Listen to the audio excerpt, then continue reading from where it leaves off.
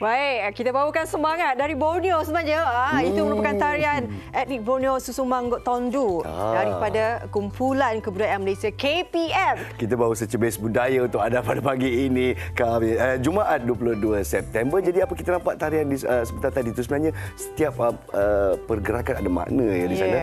Dan di sana ceritanya adalah tentang seorang pemburu yang pergi ke hutan sementara kaum wanita menjaga keluarganya. Kekuatan wanita itulah dia Susu Manggut Tondu. Kita ada erti juga kenapa kita bawa mereka ke sini. Nanti kita akan bawa. Kenapa tiba-tiba pagi-pagi MHI bawakan penari-penari yang comel ini bersama dengan kami. Betul. Kita akan kongsikan kejayaan mereka sebentar saja nanti. Apapun kita nak teruskan pengisian MHI ini. Katanya kita nak kongsikan juga pengalaman yang cukup menarik. Jalan-jalan rupanya ada rezeki. Itulah dia. Untuk mereka yang pergi bercuti di Tasik Kenyir. Ingat-ingat nak jalan-jalan makan angin, tiba-tiba jalan-jalan terjumpa gajah. Suatu video yang tular di media sosial, seisi keluarga yang pergi bercuti di Tasik Kenyir. Ternampak pula satu adikan yang memang ini akan nampak sekali seumur hidup lah ya. Katanya sekumpulan gajah macam ada bapak gajah, mak gajah, ada anak gajah berenang di Tasik Kenyir. Jadi sekarang kita bersama dengan Encik Muhammad Ghazali Zenzuri. Itulah dia, ayah kepada keluarga yang telah nampak gajah ini berenang. Assalamualaikum Encik Ghazali. Waalaikumsalam. Selamat pagi. Selamat pagi. Assalamualaikum semua. Bukan berada di Tasik Kenyir lagi Bukan. Saya bukan, masih di rumah lah.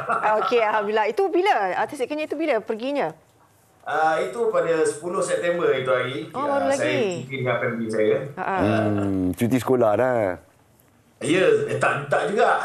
Tak juga ya. Okey. Jadi sewaktu sedang berada dalam bot lah, saya jangkakan anda semua berada dalam bot dan tiba-tiba ini suatu adikan yang macam saya kata nampak sekali rezeki seumur lah, hidup kan? lah rezeki macam tu. Jadi boleh ceritakan sikit pengalaman apa yang terjadi? Cakap apa, bagi saya tu satu rezeki lah kan. Sebab niat kita hanyalah untuk bercuti, untuk melihat tempat-tempat menarik di Tasik Kenyir. Tiba-tiba dalam keadaan petang tu munculnya 3 ekor gajah, iaitu bapa, mak dan anak kan. Yang lagi paling menarik kan buat kami sekeluarga, dia boleh berenang depan mata kita orang, depan houseboat. Kan? Dia macam nak tunjuk jugalah.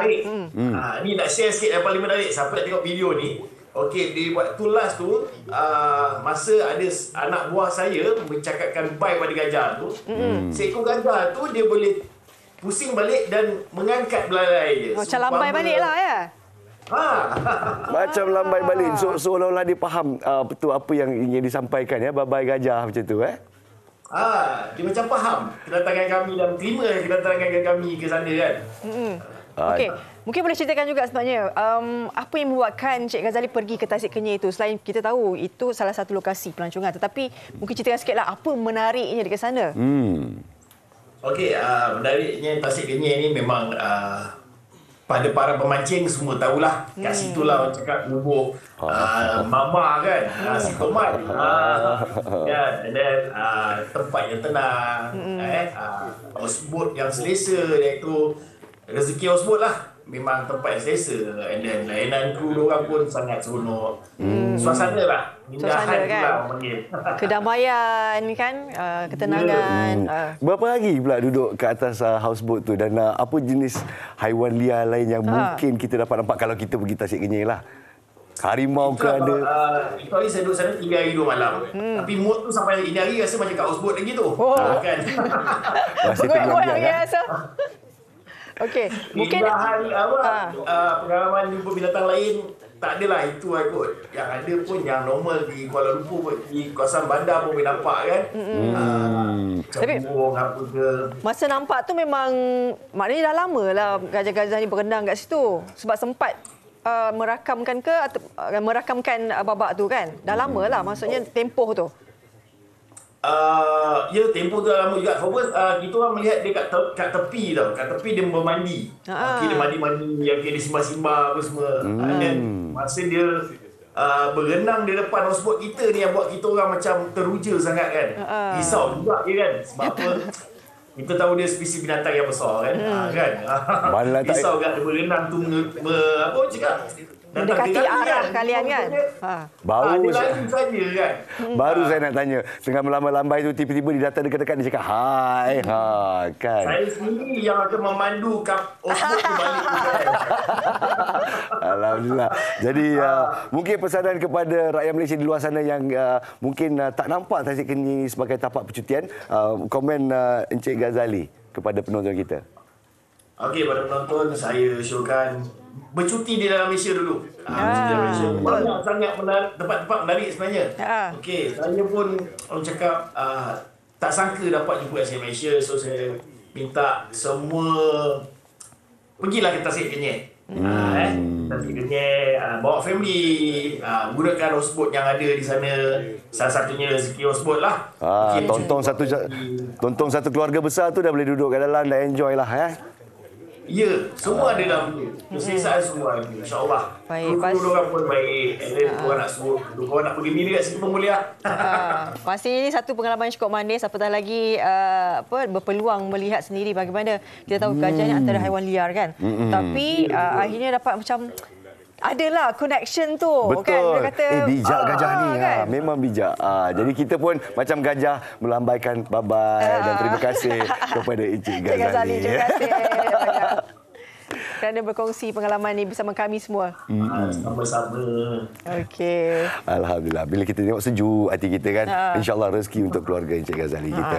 Okey. Bercerita pasal rezeki, tuah kita juga Fariha kita pada pagi ini ya. Kita cakap pasal rezeki sebenarnya kan. Rezeki orang lain-lain. Tapi ini rezeki yang dibawa pulang oleh Kumpulan Kebudayaan Malaysia KPM baru-baru ini mengharumkan nama negara di pesada dunia. Dunia ya, kita seramai 30 peserta yang mewakili Malaysia dalam pertandingan Vienna Dance Open 2023 di Austria ya.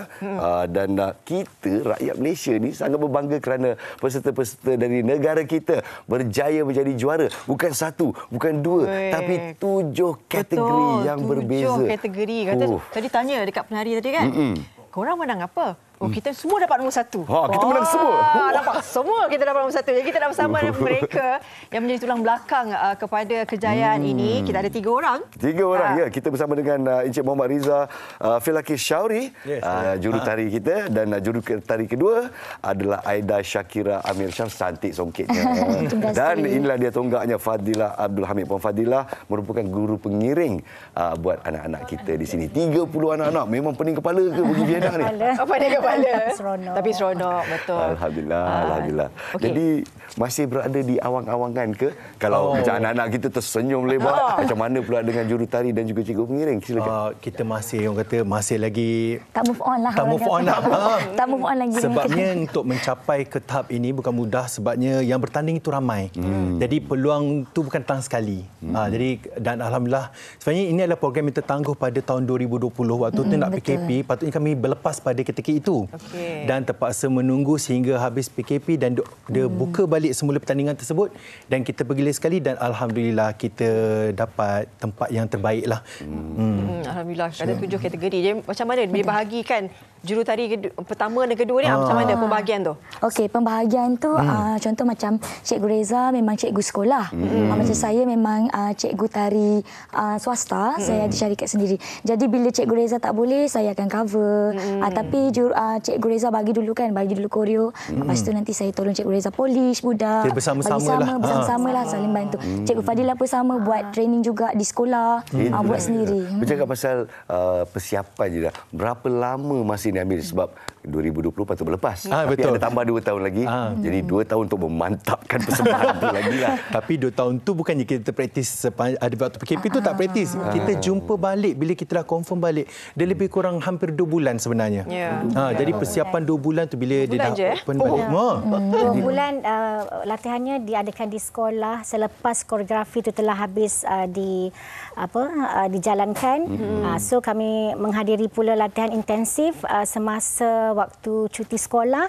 Masa itu sebelum bertolak dalam seminggu atau 2 minggu. Kebetulan cuti sekolah. Kebetulan cuti sekolah. Jadi daripada pagi sehingga malam. Jadi banyak yang anak-anak ini sebenarnya telah korbankan masa, juga guru-guru, pegawai-pegawai yang memang telah berkorban masa untuk memastikan supaya perjalanan program ini dapat dijalankan dengan sempurna. Media Malaysia dan juga penonton-penonton di luar sana memang tumpang gembira bila tim Malaysia menang, kita semua Alhamdulillah. Kita tahu bahawa kategori ini banyak kategori ya. Sekolah rendah, sekolah menengah, IPTA, IPTS semua. Betul. Betul. Bagaimana kalian memilih sebenarnya kategori untuk mewakili kan setiap kategori itu?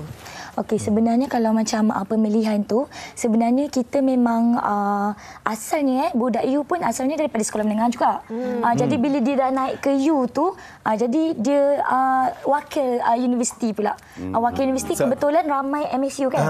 Jadi MSU. Jadi bawa nama universiti tu.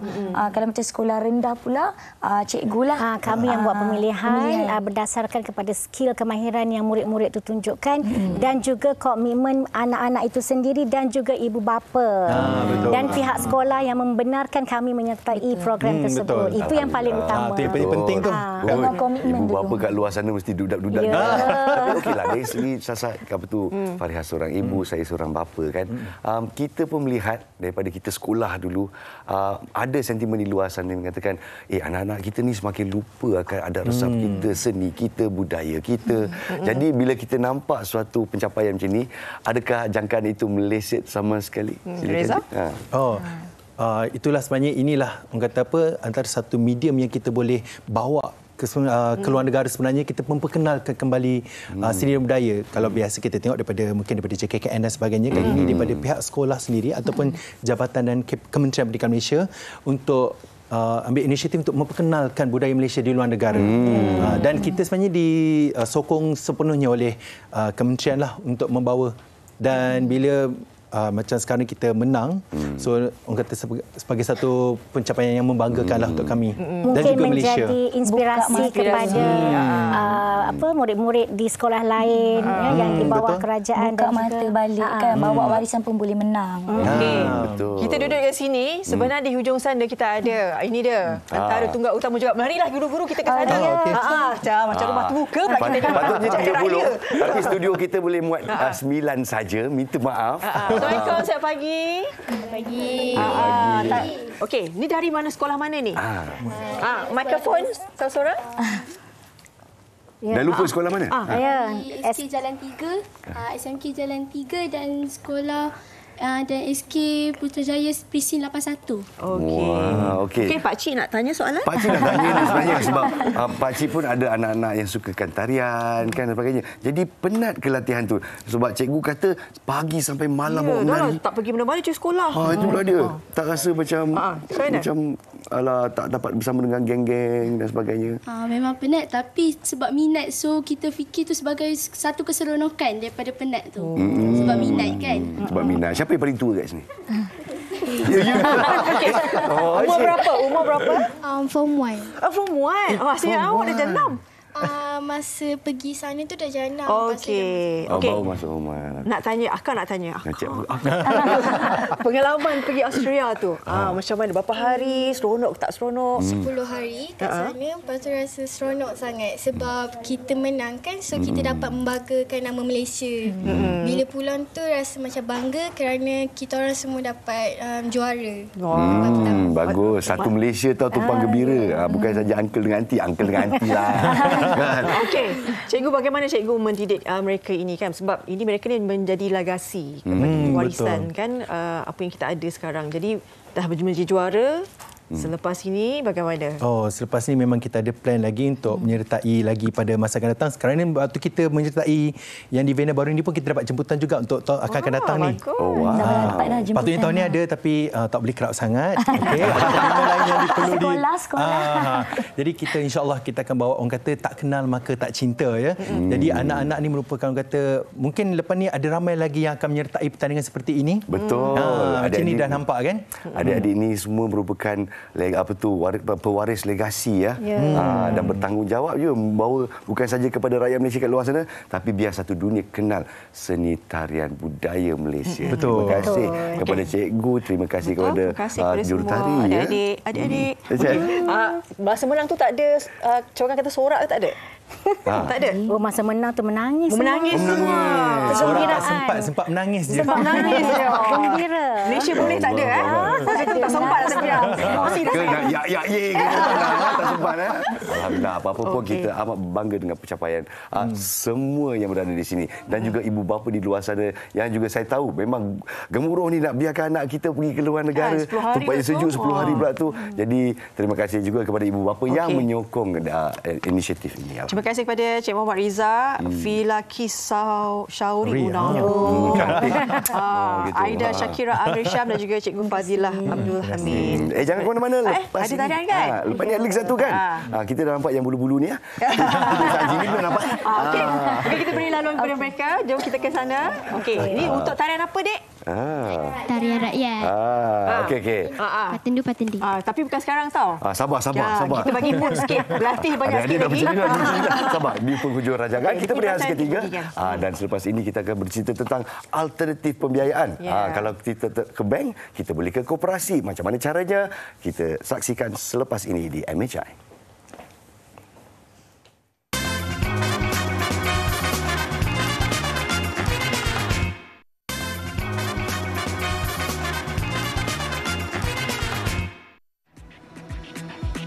Keperluan memanfaatkan sumber kewangan sebaiknya adalah bagi mengurus perbelanjaan dalam kehidupan.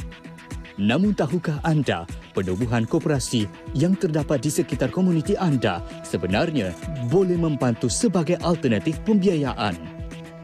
Memetik Keratan Akhbar Tempatan pada tahun 2019, pertumbuhan koperasi di seluruh dunia, hampir 1 bilion penduduk dunia sudah mendapat manfaat daripada aktiviti koperasi, termasuk mampu menyediakan peluang pekerjaan.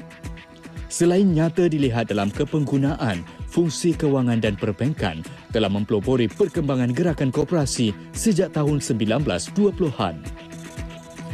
Dengan menjalankan aktiviti kewangan iaitu menyediakan pinjaman kepada anggota pada kadar faedah yang berpatutan. Aktiviti lain di bawah fungsi ini ialah pajak gadai secara Islam iaitu Ar-Rahnu, pelaburan dan perkhidmatan insurans. Anggota-anggotanya adalah terdiri daripada mereka yang bergaji tetap, terutamanya di sektor awam, badan berkanun dan swasta. Namun bagi orang ramai, apakah alternatif lain yang diambil sekiranya berada di dalam kondisi kewangan yang merudum? Kalau keadaan saya sendiri ada buat simpanan. Tapi dalam keadaan terdesak, saya akan membuat catukan pembelanjaan saya. Bagi saya, alternatif yang pertama adalah atau simpanan saya. Tapi kalau macam simpanan pun dah tak ada, kekurangan, saya akan pinjam dengan mak dengan ayah saya ataupun adik-beradik. Kalau bagi saya, sumber alternatif lain tu mungkin menabung kot. Menabung ataupun kalau ada kerja-kerja lain, kerja luar, carilah kerja part time ke apa ke. Itu sumbernya. Untuk makluman, kalau dalam situasi begini, pada saya hanya ada simpanan je lah. Saya tak pasti kat mana yang pada sekarang memang untuk sumber alternatif yang saya ada adalah untuk simpanan saja. Yang saya simpan lah. Sumber kewangan alternatif bagi saya simpanan sendiri dan mungkin some investment macam ASB ke, pembelian emas, simpanan emas dan sebagainya. Mengambil peduli tentang keperluan koperasi secara tidak langsung memberi peluang untuk meningkatkan ekonomi keluarga, komuniti dan negara. Baik, terima kasih kerana anda masih bersama kami di Malaysia hari ini dan kita baru saja mendengar luahan rakyat di luar sana akan alternatif untuk menabung, simpanan, pembiayaan dan sebagainya. Tapi antara yang saya muskil lah, tak ada seorang pun yang menyebut tentang pinjaman personal ataupun koperasi. Dan di sini untuk saya alternatif koperasi ini sememangnya sesuatu yang tidak boleh letak tepi, terutamanya untuk mereka yang mempunyai kesukaran untuk mendapat pinjaman dari bank atau mungkin ada isu dengan SIKRIS atau SITOS dan sebagainya. Jadi sebagai alternatif pembiayaan, terutamanya di masa-masa di mana gig ekonomi semakin bercambah, di mana arah tuju kita untuk kita mengembangkan bisnes kita atau mungkin kita perlukan simpanan untuk menyelesaikan hutang. Jadi semua ini kita berdiskusi dengan Tuan Haji Muhammad Roslan Muhammad Saludin yang merupakan ahli Majlis Penasihat Dewan Perdagangan Islam Malaysia. Assalamualaikum Tuan Haji. Waalaikumsalam warahmatullahi wabarakatuh. Sedih tak bila kita tengok orang cerita-cerita macam tu tapi tak tahu satu orang pun yang sebut perkataan koperasi. Adakah mungkin untuk saya lah dengan family saya dan sebagainya, kalau cerita pasal koperasi ni selalunya itu kena potong gaji tu, itu selalunya pejabat awam, government servant saja. Jadi adakah ini satu persepsi yang salah atau mungkin orang tak cakna langsung? Pendapat Tuan Haji? Mungkin ini satu keadaan di mana kita belum terdedah dengan begitu mendalam apa konsep koperasi tersebut yang sebenar dan bagaimana ianya sangat sesuai dalam environment kita di Malaysia, khususnya yang berkaitan dengan orang Islam dan orang Melayu lah kerana kalau ditengok kepada sejarah koperasi ni dikatakan bermula di Eropah, betul lah dari segi apa yang diriwayatkan dalam history of cooperative movement ni memang berasal selepas revolusi perindustrian di Eropah dan unions khususnya di England. Tapi sebenarnya sejarah koperasi lebih jauh daripada itu kerana saya melihat kepada seruan agama kita yang membentuk fitrah kita supaya kita berjemaah. Dalam solat pun dikatakan rapatkan saf, susun barisan. Kemudian ada juga surah yang khusus yang berkaitan dengan as-saf, yang berkaitan dengan bagaimana kita nak menyusun, kenapa disusun, kenapa dirapatkan bau, sebagainya. Ini menunjukkan bahawa sebenarnya koperasi itu telah didedahkan melalui Islam, tetapi kita tidak innovate, kita tidak amalkan ataupun kita tidak tafsirkan mengikut bagaimana kita boleh menjiwainya dan mengamalkan dalam kehidupan seharian. Kita kasih settle kat sini Tuan Haji. Apakah maksud koperasi yang sebenarnya buat manfaat penonton kita? Maksud koperasi ialah bagi saya jemaah, menjemaahkan sesuatu aktiviti untuk manfaat jemaah tersebut. Jadi itu yang basic lah. Tapi maknanya kalau nak didefinisikan secara akademik itu lain pentasnya. Tapi kita hari ini santai-santai je katanya. Santai-santai je, betul. Jadi kita betul. tak, we don't go into, kita tidak pergi kepada specific definition. Tapi dalam konteks koperasi, sebab collective responsibility ataupun tanggungjawab bersama, sebab amanah, ia juga berkaitan penstrukturan pun. Mana kalau dulu konsep ta'awun ataupun kerjasama ni, termanya kerjasama ni sebenarnya koperasi. Kita dulu pernah dengar kutu. Betul. Jadi itu ada kita, form of koperasi juga lah. tapi tidak terstruktur, tidak dikawal selia, tidak ada kawal selia. Dan tiada amanah kadang-kadang. Jadi maknanya terdedah kepada manipulasi, terdedah kepada penipuan, scam dan sebagainya. Lebih-lebih lagi. Sebab itu dalam keadaan konteks hari ini kita beruntung berada di Malaysia kerana kita ada undang-undang, kita ada akta koperasi dan sebagainya yang ada Suruhanjaya Koperasi. Suruhanjaya Koperasi. Berapa banyak koperasi ada dekat Malaysia ni sebenarnya? Kalau saya mengikut pembacaan saya lah, dalam 15-16 ribu lebih kurang gitu. Ada banyak sebenarnya di luar sana ya. Ada banyak. Dan dia spread across ataupun bertebaran dalam berbagai industri. Jadi macam mana ia menjadi suatu alternatif kepada pembiayaan? Masakan kalau kita berasa terdesak, mungkin ada bil hospital atau mungkin bil kredit kad atau hutang yang harus dilunaskan dengan cepat, dan mungkin bank tidak memberikan kelulusan yang cepat ataupun tepat. Ini berbalik kepada matlamat koperasi ditubuhkan. Di antara lainnya ialah dia berkongsi. Maksudnya berkongsi apa juga masalah yang menimpa ahlinya, maka koperasi itu akan membantu. Itu sebab saya kata tadi collective responsibility itu satu hal, tapi dalam keadaan seperti itu ia membuat safety net. Ya, mewujudkan safety net. Sebab itu saya rasa dalam banyak industri yang pada hari ini sangat penting kita mengenengahkan koperasi ini sebagai alternatif kepada pembiayaan dalam konteks bukan biaya dapat pinjaman saja, tetapi biaya menimbulkan apa orang kata ni upaya untuk kita membantu sesama kita. Macam Tuan Haji kata tadi, macam kutu ni semua tiada struktur dan tiada orang kata terdedah kepada penipuan dan sebagainya. Tiada kawal selia. Betul, tak ada kawal selia. Jadi untuk kawal selia koperasi ni di Malaysia siapa yang bertanggungjawab? Ya, dari segi struktur kerjaannya yang kawalnya ialah Akta Koperasi. Dan yang mentadbirnya menguruskan Akta Koperasi ini adalah Suruhanjaya Koperasi Malaysia. Jadi kita ni dah sampai ke peringkat di mana kita dah agak matang lah. Agak matang kerana kita telah wujud banyak institusi yang boleh membantu dalam kita menyemarakkan orang kata sektor koperasi ini. Sehingga kan baru-baru ini kalau tak silap saya setahun lepas je. Tak silap kita telah pihak kerajaan telah menubuhkan sebuah universiti yang khusus untuk berkaitan dengan koperasi. Jadi itu universiti baru lebih kurang 2 tahun lepas ya. Kalau tak silap saya. Siapa yang seharusnya meminta pembiayaan daripada koperasi? Dia berdasarkan kepada keahliannya. Jadi siapa-siapa yang jadi ahli koperasi boleh memohon orang kata, tapi yang pentingnya ialah kita perlu menjadi ahli koperasi untuk mendapatkan kerjasama.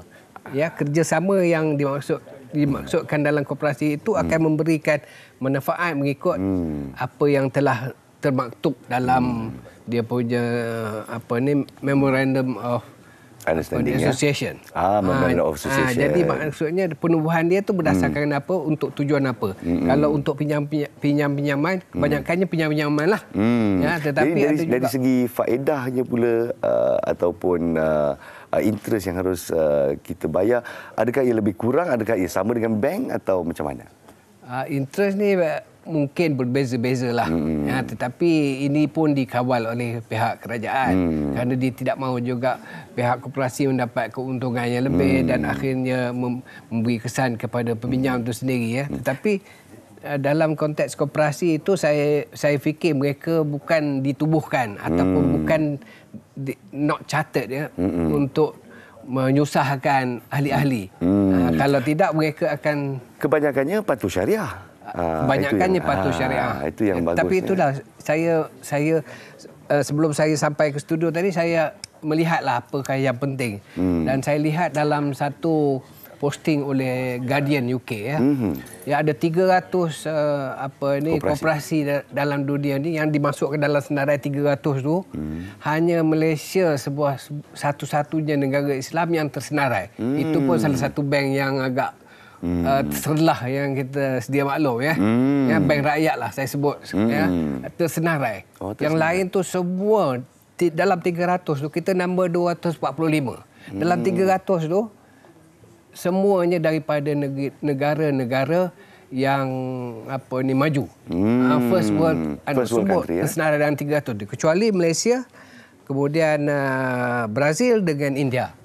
Jadi kita memang berpotensi ya. Kita memang berpotensi untuk kita pertingkatkan pelibatan masyarakat dalam koperasi. Khususnya bila kita bercakap pasal dinamisme ekonomi sekarang. Kalau kita kira ekosistem ekonomi yang sudah berubah kepada gig ekonomi seperti yang disebutkan tadi Tuan Anunas tadi.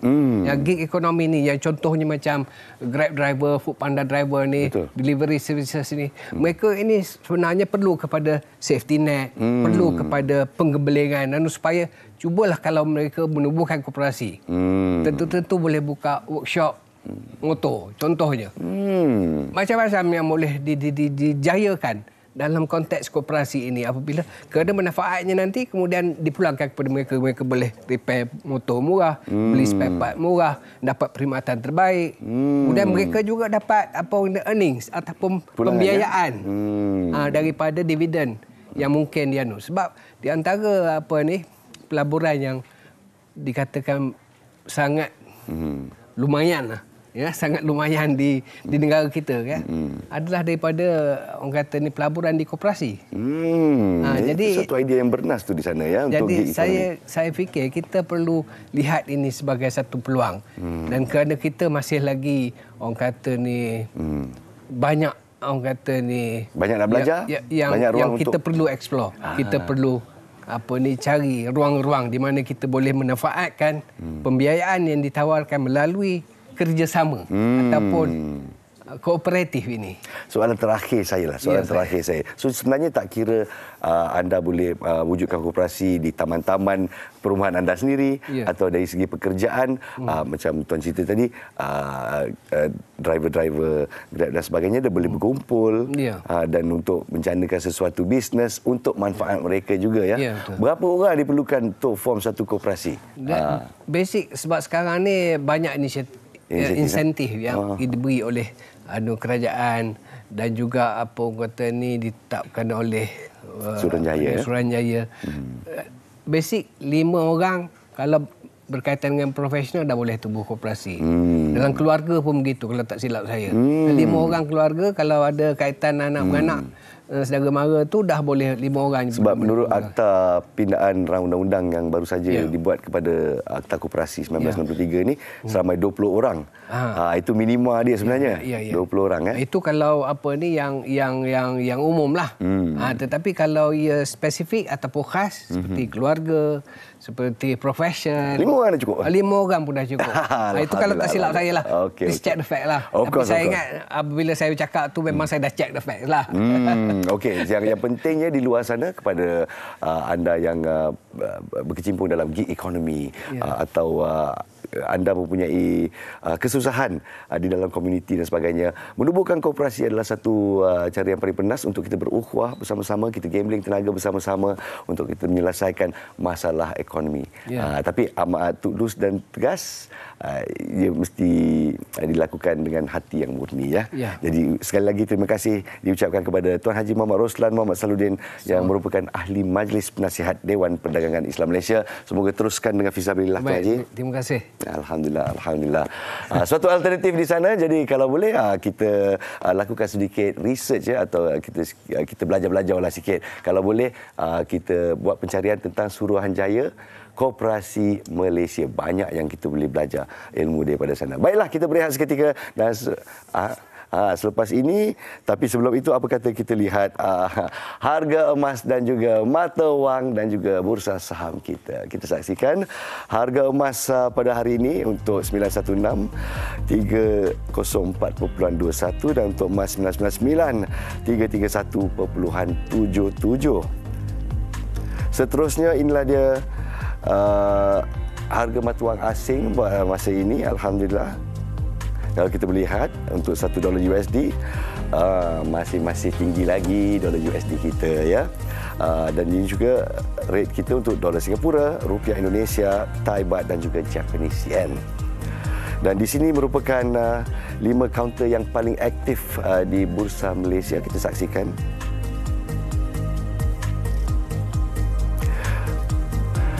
Baiklah, sedikit sebanyak ekonomi yang kita ceritakan di sini. Alhamdulillah, semoga membawa manfaat kepada penonton-penonton kita. Sekarang baru kita berehat dan selepas ini peluang anda pula untuk mencari rezeki dan pulangan di akhirah. Selepas ini.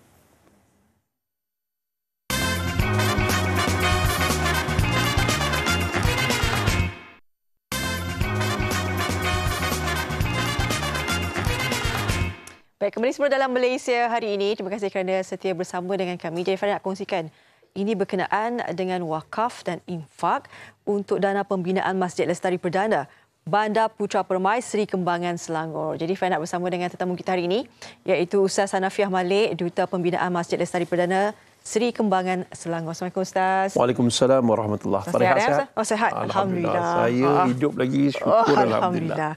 Okey, bercakap berkenaan dengan pembinaan Masjid Lestari Perdana ni Ustaz. Ya, mungkin Ustaz boleh terangkan juga latar belakang berkenaan dengan Masjid Perdana Bandar Putra Permai Seri Kembangan Selangor ni. Alhamdulillah. Masjid Lestari Perdana ni adalah satu impian bagi penduduk di Lestari Perdana kerana lebih kurang dalam 20 tahun ada masjid di kawasan tersebut. Sedangkan di kawasan tersebut, Masya Allah, Tabarakallah, ada 2 pasaraya mega dan banyak apartmen-apartmen yang hebat dan juga sistem infrastruktur semua lengkap. Ada banknya, ada restoran, tapi isu dia tak ada masjid. Jadi ada sebuah surau yang dibina, dah berusia 15 tahun, dah usang, ya Allah. Setiap kali hujan ada je bumbung yang bocor. Dan kalau waktu panas, semayang Jumaat, terpaksa melempar ruah. Dan ada yang jalan di atas jalan raya, semayang atas jalan raya. Jadi keadaan amat menyedihkan. Jadi tuan-tuan, saya merayu pada tuan-tuan pada pagi yang indah ini. Pertama sekali masuk ke www Masjid Lestari Perdana. Yang keduanya tuan-tuan dan puan-puan, muslimin dan muslimat, nombor akaun dah ada, nombor telefon dah tertera, barcode pun dah ada. Screenshot, angkat gambar dan boleh transfer duit. Kerana apa? Dalam sebuah hadis Nabi Muhammad SAW yang berbunyi, barang sesiapa yang membina rumah Allah, walaupun sebesar sarang burung, nescaya Allah akan binakan sebuah mahligai yang indah untuknya di dalam syurga. Dan Masya Allah, Tabarakallah, penduduk di Lestari Perdana ini tuan-tuan, semakin hari semakin padat. Bayang, mereka tak ada tempat untuk beribadat, terutamanya solat berjemaah, dan ketika hari Jumaat dan juga hari raya Aidil Adha, Aidil Fitri, tempatnya melimpah ruah. Jadi kesihan sangat tuan-tuan. Jadi bagi kita yang ada kelapangan rezeki, bolehlah bersedekah daripada RM10, RM20, RM30. Jangan memandang kecil sedekah kita yang kecil. Kerana mungkin disebabkan sedekah kita yang kecil itu menyebabkan apa? Menyebabkan Allah nampak kita ikhlas dan Allah masukkan kita dalam syurga. Dan barang siapa yang membina rumah Allah walaupun sebesar sarang burung, nescaya Allah akan binakan sebuah mahligai yang indah untuknya di syurga. Tuan-tuan, hari ini ya Allah, benda ni benda yang mudah. Syarat dia ikhlas. Tak kisahlah berapa banyak yang kita beri.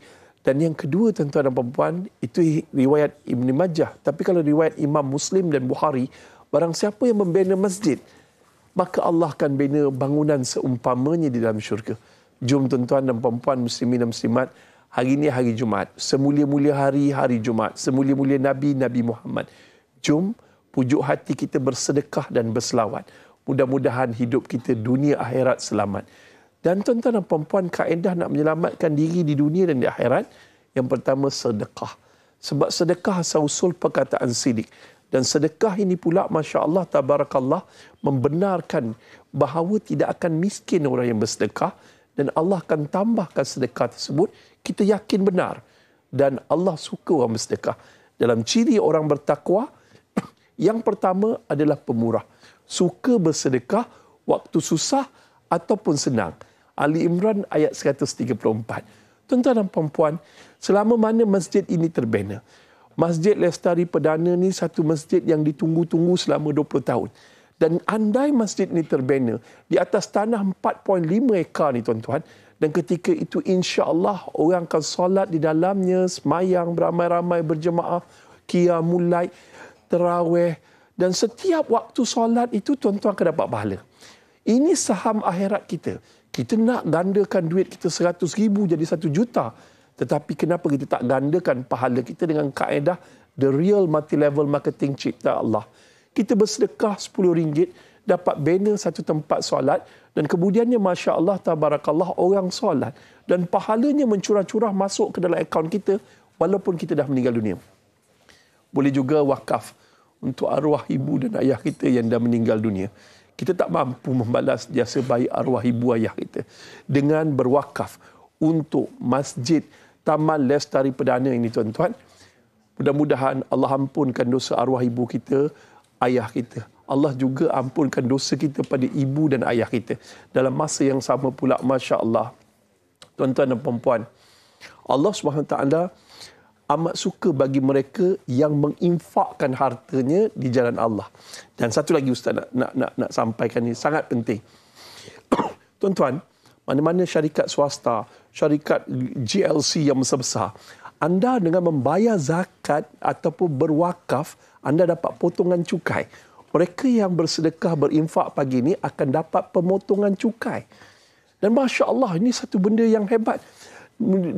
Bersedekah itu memadamkan api. Bersedekah itu menghapuskan dosa seperti air memadamkan api. Ni pagi ni bukan sekadar Allah ampunkan dosa kita dengan kita bersedekah untuk Masjid Lestari Perdana, tetapi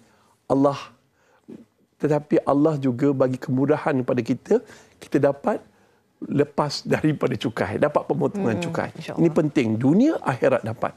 Jadi tuan-tuan dan puan-puan, jom kita berwakaf, kita berinfak, kita bersedekah demi untuk membina rumah Allah, Masjid Lestari Perdana. Sila ke Facebook dan nombor telefon dah tertera, tuan-tuan hubungi segera. Mudah-mudahan jangan lepaskan peluang keemasan ini untuk saham akhirat kita. InsyaAllah. Okey, segala maklumat telah tertera. Ini yang kita kongsikan ini. Moga-moga dengan hari Jumaat yang penuh keberkahan ini, kita sama-samalah untuk merealisasikan pembinaan Masjid Lestari Perdana Bandar Putra Permai Kembangan Selangor. Katanya jumlah keseluruhan diperlukan 16 juta. 16 juta, alhamdulillah. InsyaAllah. Dengan kalian rakyat Malaysia, saya pasti semuanya memang bermurah hati. InsyaAllah kita sama-sama menyokong pembangunan Masjid Lestari Perdana. Terima kasih banyak-banyak Ustaz Hanafiah Malik, merupakan Duta Pembinaan Masjid Lestari Perdana Seri Kembangan Selangor. Baik, selepas ini kita akan berehat seketika. Sekembalinya nanti kita sebelum penutup tu ada sikitlah informasi yang kita nak kongsikan bersama dengan kalian penonton MHI. Jangan ke mana-mana.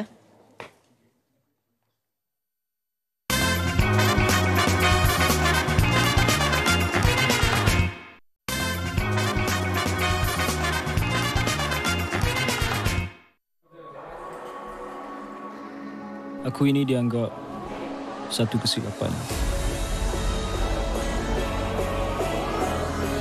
Ini yang ku hadapi sepanjang kehidupan.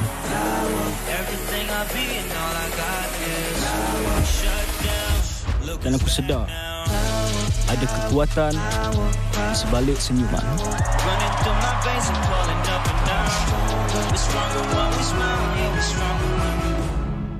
Kita nak bercakap mengenai kempen Smile Strong ini. Mungkin kalau dapat saya mulakan dengan Puan Kalista terlebih dahulu. Apakah tujuan kempen ini diadakan dan mengapa ia diadakan dan diperkenalkan? Sebenarnya fokus utama mesej kempen ini adalah untuk menyebarkan sikap positif di kalangan orang ramai. Bila I dengar kisah cerita Alice, memang cara dia selalu sikap positif, sikap optimistik. Kita rasa macam cerita dia kita tak sabar nak share dengan orang lain kan. So saya harap message kami untuk selalu like positif and all is memang the message untuk Smile Strong. Untuk Alice sendiri mungkin boleh ceritakan kepada penonton kenapa agaknya Alice bersetuju untuk sertai kempen ini? Sebab saya rasa kempen Colgate ini adalah satu platform yang sesuai dan juga satu peluang yang besar untuk saya untuk mengkongsikan pengalaman hidup saya dari segi career music, family saya, dan saya harap ia dapat menginspirasikan orang-orang lain kat luar sana lah. Boleh ceritakan kepada kami apa agaknya kekuatan di sebalik senyuman Alif sendiri? Well, untuk saya Smile Strong ini bukanlah hanya sekadar senyuman di muka, tapi juga apa yang ada di hati dan juga mental yang positif. Tapi itulah juga saya terhutang budi nak ingin berterima kasih kepada keluarga saya, career music saya yang selalu ada dengan saya. My friends too out there. Kalista dan juga Alif, mungkin apa agaknya sedikit pesanan untuk orang di luar sana untuk terus kekal positif, kekal tersenyum? I rasa kekuatan mental tu sangat penting.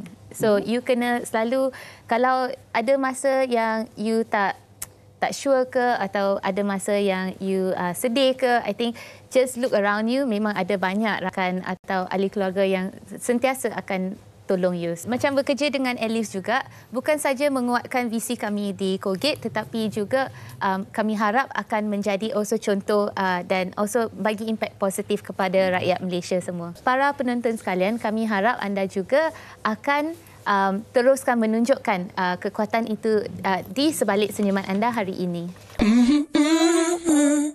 Inspirasi anda pada pagi ini. Jadi bukan saja senyuman itu satu kekuatan untuk diri sendiri. Apabila kita hadiahkan atau sedekahkan senyuman kepada orang lain, insya-Allah mereka pun akan menerima kekuatan tersebut. Baik, kita nak kongsikan, kita nak melukis senyuman kepada orang lain yang memerlukan. Ini dia tabung bersamamu Nur Faizah Faizal yang mengalami sakit yang jarang ditemui, iaitu penyakit yang dipanggil Steven Johnson. Kulit, pengaburan mata, satu badan kulit mengelupas macam terbakar dan mata hanya 5% saja boleh melihat. Dan penyakit yang dialaminya ini memerlukan kos perubatan yang amat tinggi sedangkan suaminya hanya bekerja sebagai buruh pasar yang pendapatan tidak menentu. Jadi kita sama-samalah membantu mereka memerlukan ini. Nombor yang tertera adalah nombor akaun tabung bersamamu dan juga di bawah tu nombor akaun Maybank Mida Prima juga. Sama-sama kita membantu memerlukan sumbangan kepada mereka. Mungkin memberikan mereka senyuman pula ya. Baiklah, kita akhiri MHI pada pagi ini dengan senyuman buat kita dan anda semua. Kita menjemput kembali Kumpulan Kebudayaan Malaysia KPM. Tahniah di atas kejayaan mereka. 7 title kategori, kan? 7 kategori kemenangan mereka. Semua kita dapat nombor 1.